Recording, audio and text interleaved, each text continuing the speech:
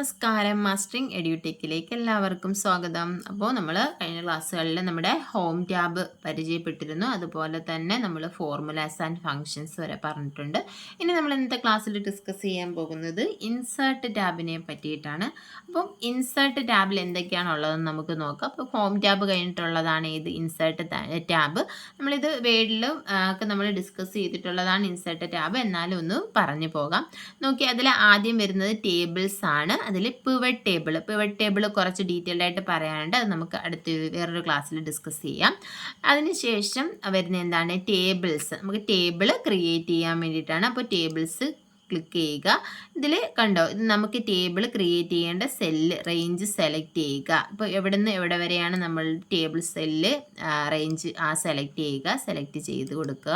അതിനുശേഷം എന്ത് കൊടുക്കുക? ഓക്കെ കൊടുക്കുക. ഓക്കെ കൊടുത്തു കഴിയുമ്പോൾ ഇങ്ങനെ ഒരു ടേബിൾ ഫോർമാറ്റ് വരും. അപ്പോൾ ടേബിൾ നമ്മൾ ഇൻസേർട്ട് ചെയ്തതിന് ശേഷം ഇവിടെ ഒരു ടാബ് കൂടി വന്നിട്ടുണ്ട്, ഡിസൈൻ ടാബ്. ഈ ഡിസൈൻ ടാബിൽ നമുക്ക് ഇതിനകത്ത് വേണ്ട സ്റ്റൈൽസ് ഒക്കെ നമുക്ക് ചേഞ്ച് ചെയ്ത് കൊടുക്കാം.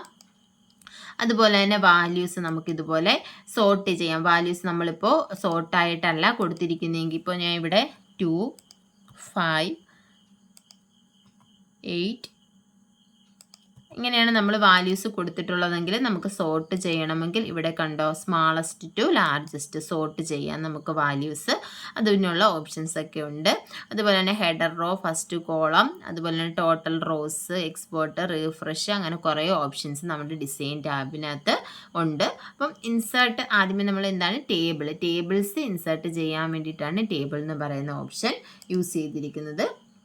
ഇനി അടുത്ത വരുന്നത് ഇല്ലുസ്ട്രേഷൻ ആണ്. ഇല്ലുസ്ട്രേഷൻസിനകത്ത് വരുന്നത് പിക്ചറാണ്. പിക്ചർ എന്ന് പറഞ്ഞാൽ നമ്മുടെ സിസ്റ്റത്തിലുള്ള ഏതെങ്കിലും പിക്ചേഴ്സിനെ നമ്മുടെ എക്സൽ ഇതിലേക്ക് കൊണ്ടുവരാൻ വേണ്ടിയിട്ടാണ് ഈ പിക്ചർ എന്ന് പറയുന്ന ഓപ്ഷൻ യൂസ് ചെയ്യുന്നത്. അപ്പോൾ ഇത് നമുക്ക് ഇതിനെ നമുക്ക് വലുതാക്കിയും ചെറുതാക്കിയൊക്കെ ചെയ്യാം. ഈ ഇമേജസിനെ നമുക്കിങ്ങനെ ഡ്രാഗ് ചെയ്ത് അഡ്ജസ്റ്റ് ചെയ്യാൻ പറ്റും. നമുക്ക് ഇഷ്ടമുള്ള രീതിയിൽ ചെറുതാക്കിയും വലുതാക്കിയൊക്കെ ചെയ്യാം. അതുപോലെ തന്നെ നമുക്ക് റൊട്ടേറ്റ് ചെയ്യാനുള്ള ഓപ്ഷൻസ് ഒക്കെ ഉണ്ട്. അപ്പോൾ നമ്മുടെ സിസ്റ്റത്തിൽ ഉള്ള ഇമേജസിനെ എന്ത് ചെയ്യാൻ വേണ്ടിയിട്ട്, ഇൻസേർട്ട് ചെയ്യാൻ വേണ്ടിയിട്ടാണ് പിക്ചർ എന്ന് പറയുന്ന ഓപ്ഷൻ യൂസ് ചെയ്യുന്നത്. ഇതുപോലെ നമുക്ക് എന്ത് ചെയ്യാം, 4 സൈഡിലും ഉള്ള ഈ ഒരു റെക്റ്റാങ്കിളിൽ നമുക്ക് വെച്ചിട്ട് നമുക്കിതിനെ എന്ത് ചെയ്യാം, റീസൈസ് ചെയ്യാം. അതുപോലെ തന്നെ നമുക്കിതിനെ റൊട്ടേറ്റ് ചെയ്യാനുള്ള ഓപ്ഷൻസ് ഒക്കെ ഉണ്ട്. അപ്പോൾ പിക്ചറിനെ ഇൻസേർട്ട് ചെയ്യാനാണ് പിക്ചർ എന്ന് പറയുന്ന ഓപ്ഷൻ. പിക്ചർ നമ്മൾ ഇൻസേർട്ട് ചെയ്ത് കഴിയുമ്പോൾ ഇവിടെ ഒരു ടാബ് വരും. ഏതാണ്? ഫോർമാറ്റ് എന്ന് പറയുന്ന ഒരു ടാബ് ഉണ്ട്.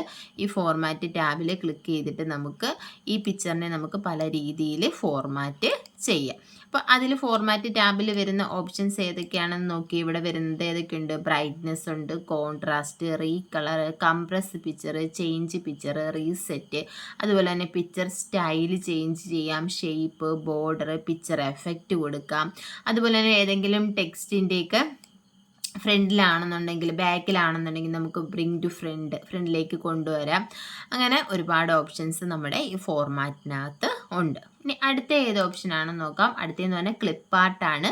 ക്ലിപ്പാർട്ട് നമുക്കറിയാം എന്താണ്. ക്ലിപ്പാർട്ട് ഗ്യാലറിയിലുള്ള ഏതെങ്കിലും ഒരു ഇമേജിനെ ഇൻസേർട്ട് ചെയ്യാൻ വേണ്ടിയിട്ടാണ് ക്ലിപ്പാർട്ട് യൂസ് ചെയ്യുന്നത്. അപ്പം നമ്മുടെ ക്ലിപ്പാർട്ട് ഗ്യാലറിയിൽ നിന്നുള്ള ഈ ഇമേജസിനെയും നമുക്ക് എന്ത് ചെയ്യാം, നമുക്ക് ചേഞ്ച് ചെയ്യാം. അതായത് സൈസൊക്കെ ചേഞ്ച് ചെയ്യാം, അതുപോലെ തന്നെ റൊട്ടേറ്റ് ചെയ്യാം, റീസൈസ് ചെയ്യാം, മൂവ് ചെയ്യാം.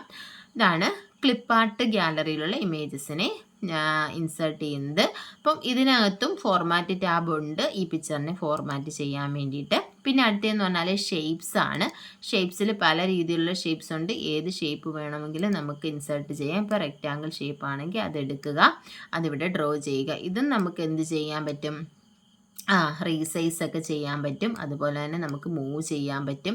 അതുപോലെ തന്നെ നമുക്കിവിടെ ഇതിൻ്റെ ഷേപ്പ്, സ്റ്റൈല്, കളറ്, ഫിൽ കളറ് ഇതെല്ലാം മാറ്റി കൊടുക്കാം. ഇവിടെ ഷേപ്പ് ഫില്ലുണ്ട്. ഇവിടെ നിന്ന് നമുക്ക് എന്ത് ചെയ്ത് കൊടുക്കാം, കളർ ചേഞ്ച് ചെയ്ത് കൊടുക്കാം. അതുപോലെ തന്നെ ഔട്ട്ലൈൻ കൊടുക്കാം, ഷേപ്പ് എഫക്റ്റ് കൊടുക്കാം. അപ്പോൾ ഇതിനകത്ത് വേണമെങ്കിൽ നമുക്ക് റൈറ്റ് ബട്ടൺ ക്ലിക്ക് ചെയ്തതിന് ശേഷം എഡിറ്റ് ടെക്സ്റ്റ് ഓപ്ഷൻ ഉണ്ട്. ഇവിടെ നമുക്ക് എന്ത് ചെയ്യാം, ടെക്സ്റ്റ് ടൈപ്പ് ചെയ്ത് കൊടുക്കാം. ഏതെങ്കിലും ടെക്സ്റ്റ് വേണമെങ്കിൽ ആ ടെക്സ്റ്റ് നമുക്ക് ഇൻസേർട്ട് ചെയ്യാം.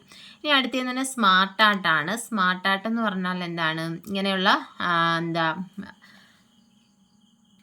ബ്ലോക്ക് ഡയഗ്രാംസ് ഇൻസേർട്ട് ചെയ്യാൻ വേണ്ടിയിട്ടാണ് ഏത് യൂസ് ചെയ്യുന്നത്, സ്മാർട്ട് ആർട്ട് യൂസ് ചെയ്യുന്നത്. അപ്പോൾ നമ്മളൊരു സ്മാർട്ട് ആർട്ട് ഇതിൽ ഏത് ഓപ്ഷനാണ് വേണ്ടതെന്ന് വെച്ചാൽ അത് നമ്മൾ സെലക്ട് ചെയ്യുക. സെലക്ട് ചെയ്തതിന് ശേഷം ഓക്കെ കൊടുക്കുക. ഓക്കെ കൊടുത്തു കഴിയുമ്പോൾ കണ്ടോ ഇതുപോലെയുള്ളൊരു സ്മാർട്ട് ആർട്ട് വരും. ഇവിടെ നമുക്ക് എന്ത് ടെക്സ്റ്റ് ആണോ കൊടുക്കേണ്ടത് ടെക്സ്റ്റുകൾ ടൈപ്പ് ചെയ്ത് കൊടുക്കുക. ഇതൊക്കെ നമ്മൾ ഇപ്പം ഡീറ്റെയിൽ ആയിട്ട് പറയാൻ നിൽക്കാത്തത് വേർഡിൽ ഇതെല്ലാം നമ്മൾ പറഞ്ഞിട്ടുള്ളത് കൊണ്ടാണ്.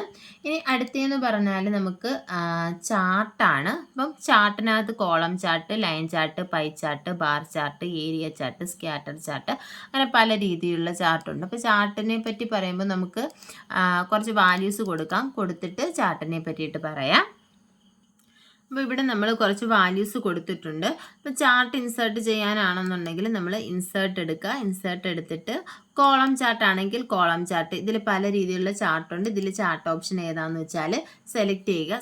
വാല്യൂ സെലക്ട് ചെയ്യുക. ആദ്യമേ വാല്യൂ സെലക്ട് ചെയ്തതിന് ശേഷം നമുക്ക് ഇതിൽ ഇൻസേർട്ടിൽ കോളം ചാർട്ട് ആണെങ്കിൽ കോളം ചാർട്ട്, ഇതിൽ ഏത് രീതിയിലാണ് നമ്മുടെ ചാർട്ട് റെപ്രസെൻറ്റേഷൻ വേണ്ടതെന്ന് വെച്ചാൽ അത് സെലക്ട് ചെയ്യുക. സെലക്ട് ചെയ്ത് കഴിയുമ്പോൾ നമ്മുടെ ചാർട്ട് ഇവിടെ ഇൻസേർട്ട് ആകും. അപ്പോൾ ഇവിടെ നോക്കി ഇവിടെ സീരീസ് ഉണ്ട്. അപ്പോൾ സീരീസിൽ ഓരോ വാല്യൂസും ഏതാണ് 34, 23, 12, 67, 89. അപ്പോൾ ഇതിൽ നിന്ന് നമുക്ക് എത്രത്തോളം കുറവ് സംഭവിച്ചിട്ടുണ്ട് അല്ലെങ്കിൽ എത്രത്തോളം ഗ്രോത്ത് സംഭവിച്ചിട്ടുണ്ടെന്നൊക്കെ നമുക്ക് അറിയാൻ പറ്റും. ഇനി അതല്ല നമുക്കിപ്പം ലൈൻ ചാർട്ടാണ് വേണ്ടതെന്നുണ്ടെങ്കിൽ ലൈൻ ചാർട്ട് ക്ലിക്ക് ചെയ്ത് കഴിഞ്ഞാൽ വാല്യൂ സെലക്ട് ചെയ്തതിന് ശേഷം ലൈൻ ചാർട്ട് ക്ലിക്ക് ചെയ്യുക. അപ്പോൾ അതിൻ്റെ എന്ത് ചെയ്യും, നമുക്ക് ലൈൻ ചാർട്ട് കിട്ടും. ഇനി പൈ ചാർട്ടാണ് വേണ്ടതെന്നുണ്ടെങ്കിൽ നമ്മൾ പൈ ചാർട്ട് ക്ലിക്ക് ചെയ്യുക. ഇതിൽ ഏതാണ് വേണ്ടതെന്ന് വെച്ചാൽ കൊടുത്തു കഴിഞ്ഞാൽ പൈ ചാർട്ട് നമുക്ക് ലഭിക്കും. ഇനി അതുപോലെ തന്നെ ഏതൊക്കെയുണ്ട്, കോളം ചാർട്ടുണ്ട്, ലൈൻ ചാർട്ടുണ്ട്, പൈ ചാർട്ടുണ്ട്, ബാർ ചാർട്ടുണ്ട്, ഏരിയ ചാർട്ടുണ്ട്, സ്കാറ്റർ ഉണ്ട്, പിന്നെ അതർ ചാർട്ട് എന്ന് പറഞ്ഞിട്ട് donut chart, bubble chart, surface, stock, അങ്ങനെയുള്ള പല ഓപ്ഷനിലുള്ള ചാർട്ടുകളുണ്ട്. അപ്പോൾ ചാർട്ടുകൾ നമുക്ക് ക്രിയേറ്റ് ചെയ്യാം ഇതുപോലെ. ഇനി നമുക്ക് പറയാനുള്ളത് ഹൈപ്പർ ലിങ്ക് ആണ്. നമുക്ക് ലിങ്ക് ക്രിയേറ്റ് ചെയ്യാൻ വേണ്ടിയിട്ടാണ് ഏത് യൂസ് ചെയ്യുന്നത്, ഹൈപ്പർ ലിങ്ക് യൂസ് ചെയ്യുന്നത്. അപ്പോൾ നമ്മൾ എന്ത് ചെയ്യുക, ഈ ഒരു ടെക്സ്റ്റ് സെലക്ട് ചെയ്യുക, ഹൈപ്പർ ലിങ്കിൽ ക്ലിക്ക് ചെയ്യുക. ക്ലിക്ക് ചെയ്തതിന് ശേഷം ഇവിടെ നമുക്ക് ഏത് പേജാണോ ഇതുമായിട്ട് ലിങ്ക് ചെയ്യേണ്ടത് ആ പേജ് സെലക്ട് ചെയ്യുക.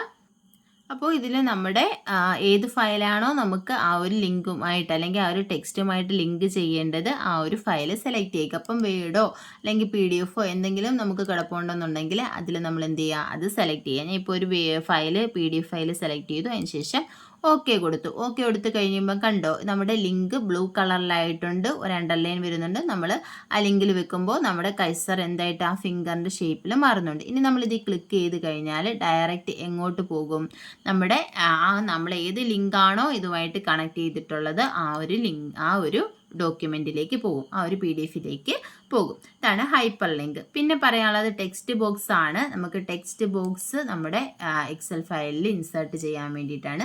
ടെക്സ്റ്റ് ബോക്സ് എന്താണെന്ന് നമുക്കറിയാം. എന്താണ്, movable and resizable container for text ആണ്. അപ്പോൾ ഇതുപോലെ ടെക്സ്റ്റ് നമുക്ക് ഇൻസേർട്ട് ചെയ്യാം. അപ്പോൾ ഈ ടെക്സ്റ്റ് ബോക്സിനെ നമുക്ക് എന്ത് ചെയ്യാം, ഇങ്ങനെ മൂവ് ചെയ്ത് എവിടെ വേണമെങ്കിലും നമുക്ക് ആവശ്യമുള്ളിടത്ത് കൊണ്ടുവെക്കാം.